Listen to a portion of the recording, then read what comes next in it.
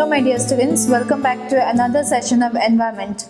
Today we are on lesson number 7, our country India.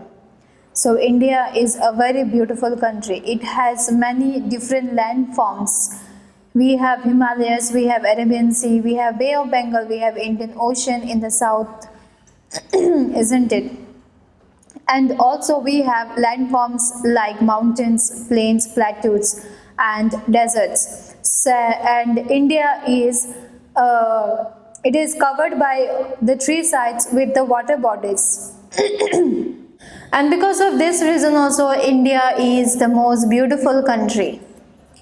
India is our country of vast geographical expanse. In the north, it is bounded by the lofty Himalayas, the Arabian Sea in the west, the Bay of Bengal in the east, and the Indian Ocean in the south.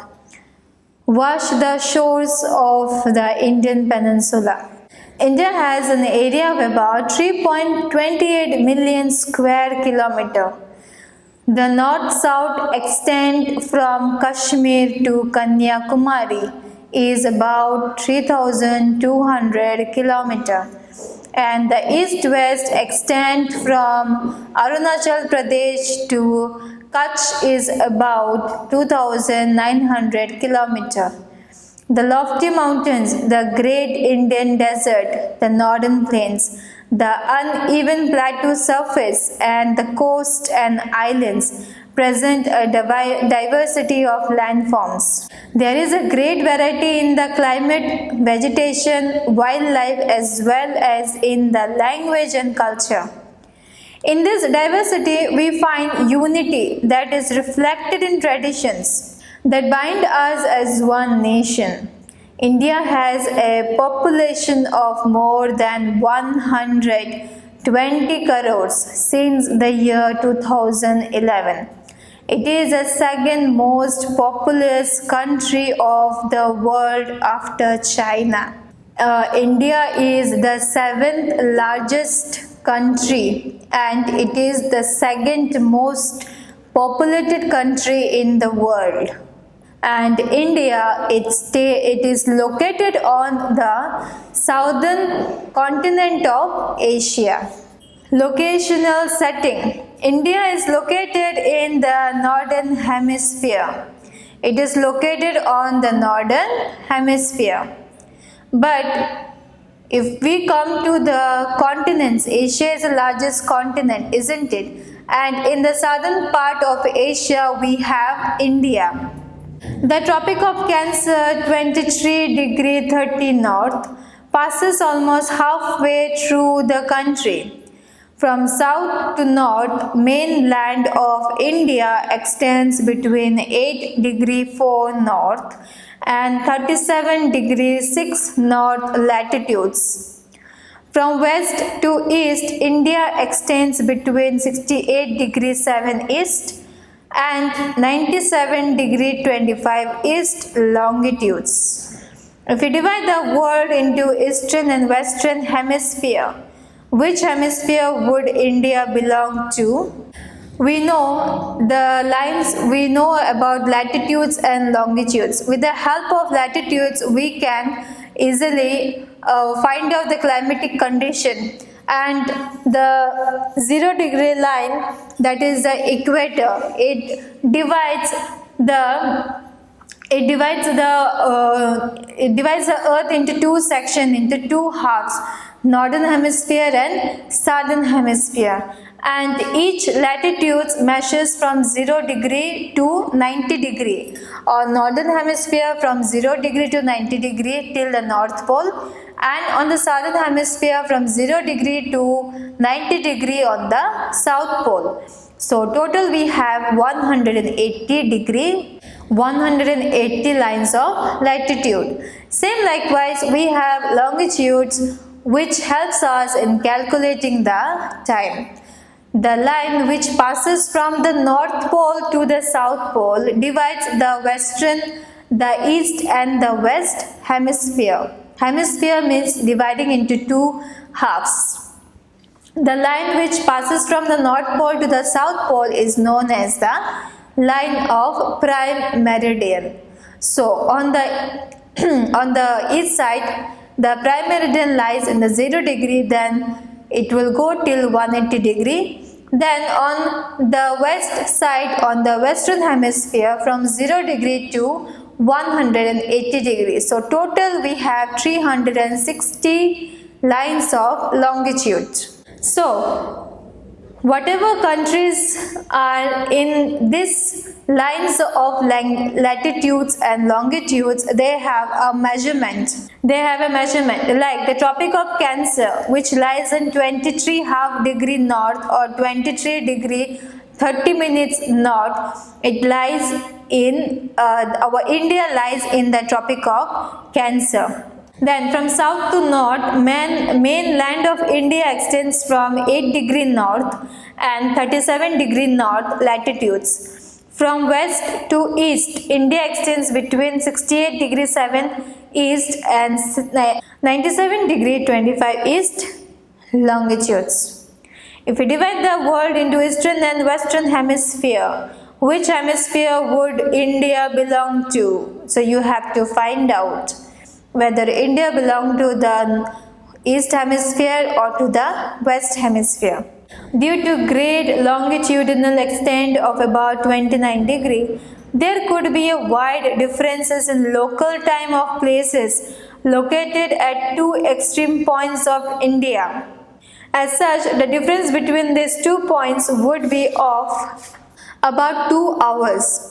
As we have learned earlier, the local time changes by 4 minutes for every 1 degree of longitude.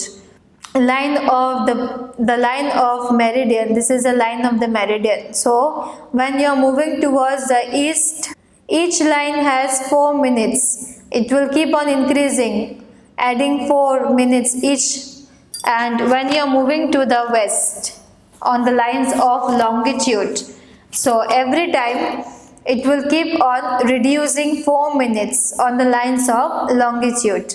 The sun rises about 2 hours earlier in the east, Arunachal Pradesh, and then in the west, Gujarat. You have already read earlier why the local time of longitude is 82 degree 30 east has been taken as the Indian Standard Time, because the Britishers they only have founded the set up the time of each and every country. That's why the Royal Observatory, that is the Britishers, the line of meridian which passes from the Greenwich, from that line onwards, the time has been in the local standard time has been set up. That's why in India 82 degree 30 minutes east has been taken as the local time of India. This meridian or longitudes is also termed as the standard meridians of India. Next, India's neighbors. There are 7 countries, land boundaries with India. Now, India's neighbors. There are 7 countries that share land boundaries with India. Find out names. So, we have the neighboring country China, Nepal, Bhutan, Myanmar, Bangladesh. Then we have Afghanistan, Pakistan. Okay, these are our neighboring countries. Now see, India is surrounded with water bodies on the 3 sides. On the east we have the Bay of Bengal, on the west we have the Arabian Sea, on the south we have the Indian Ocean. The neighboring countries you see China, Pakistan, then we have Bhutan, we have Nepal, we have Bangladesh, we have Myanmar. Okay, these are our neighboring countries. Next, find out names of these countries from the figure 7.1. We have already done it. How many of these countries do not have access to any ocean or sea? So 7.1. Let's move on to 7.1. Now in this neighboring countries, you have to find out which are the countries which are not access to the ocean and sea. We can find that China is not access with the ocean or sea. We can see that Afghanistan is not access with the ocean and sea, isn't it? So same likewise, you also have to find out which are the other countries which do not access or has a link with the ocean or seas. Across the sea to the south lie our island neighbors, Sri Lanka and Maldives. So, if we are coming to the ocean, we can see that Sri Lanka and Maldives are our neighboring island countries. Sri Lanka is separated from India by the Park Strait. This is the Park Strait separation. Now, political and administrative divisions. India is a vast country.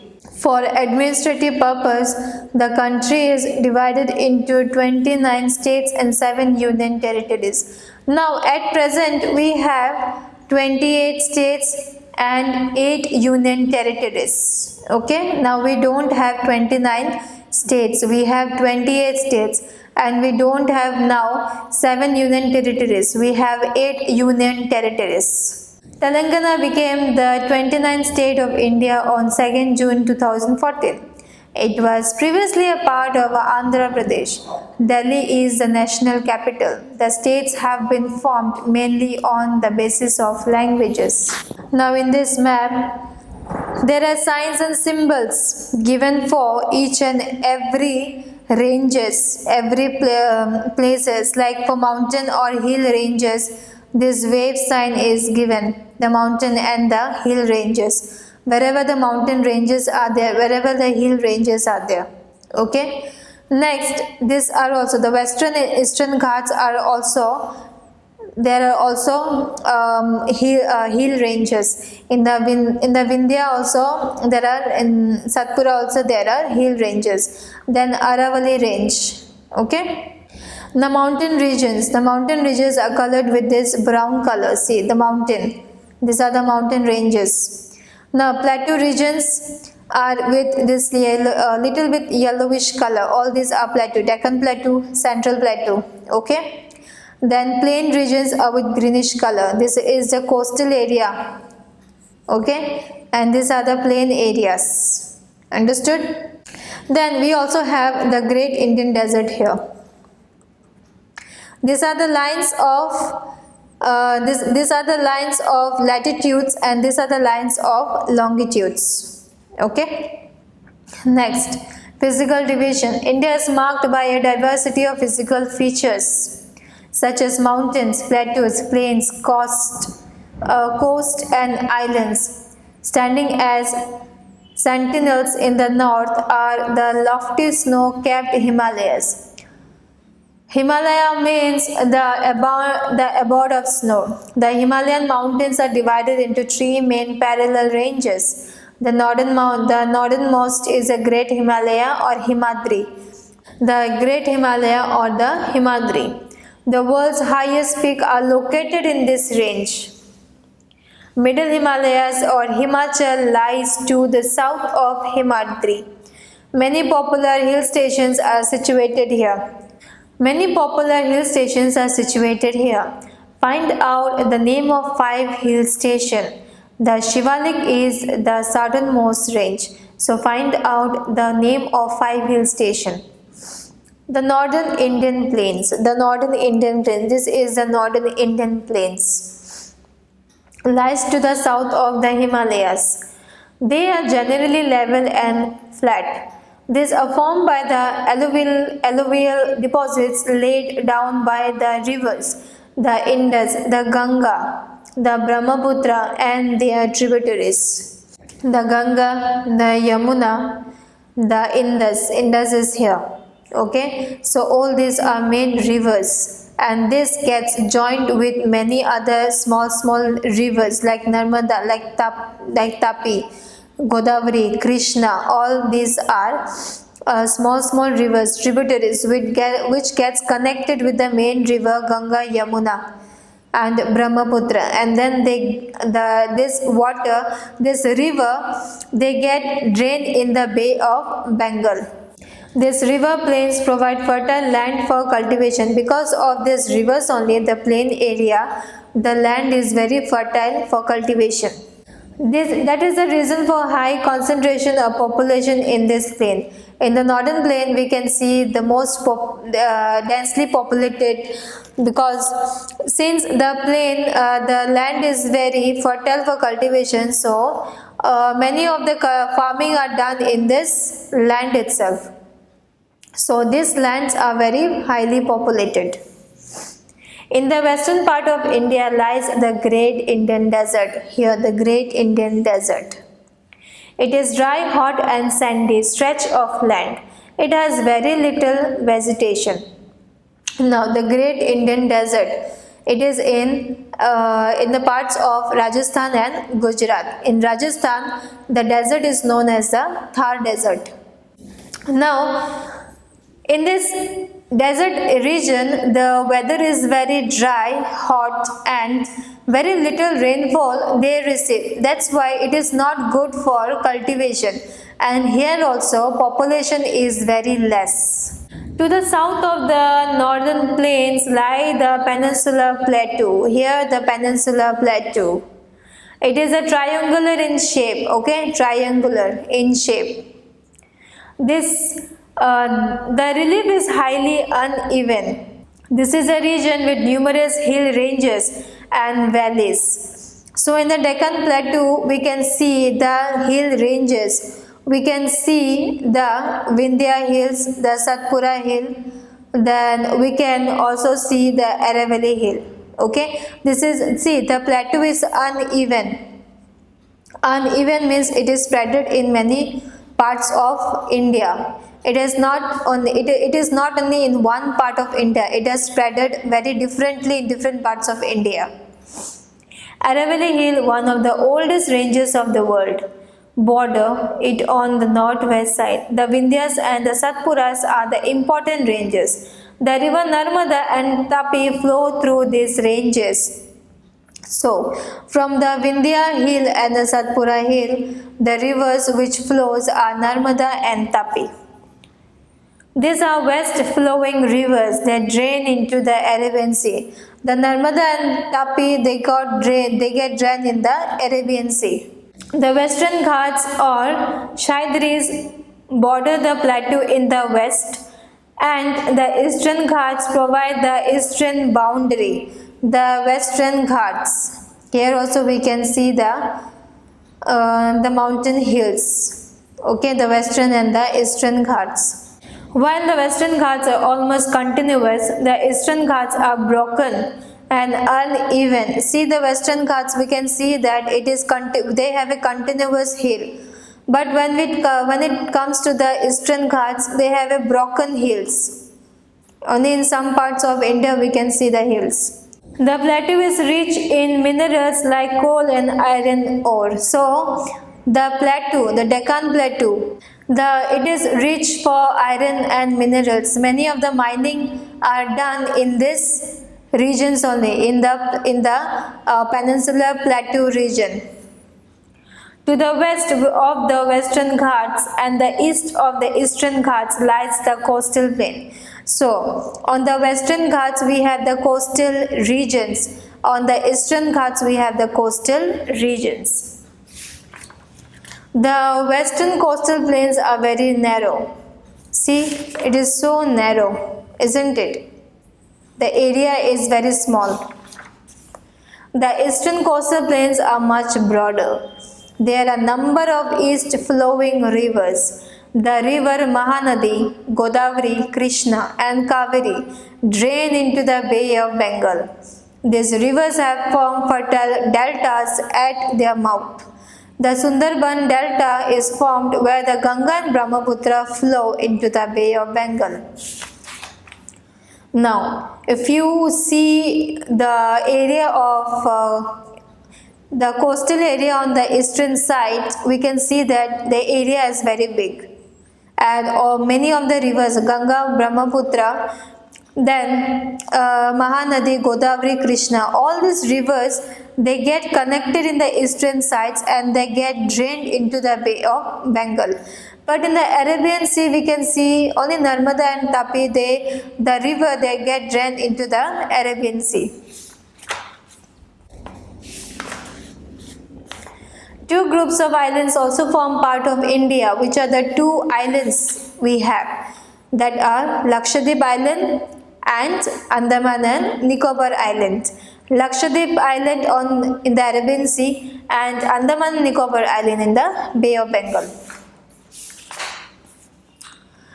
Lakshadweep Islands are located in the Arabian Sea. These are coral islands located off the coast of Kerala. The Andaman and Nicobar Islands lie to the southeast of the Indian mainland in the Bay of Bengal. Do you know which group of islands were affected by the tsunami in 2000? Find out through newspaper reports and by speaking to people how in different ways people faced this challenge when tsunami struck the Indian coast. Tsunami is a huge sea wave generated due to an earthquake on the sea floor. So this is the end of the chapter. I hope so you have understood the chapter very well. Next time I will meet you with a new topic. Till then, students, take care of yourself and thank you so much.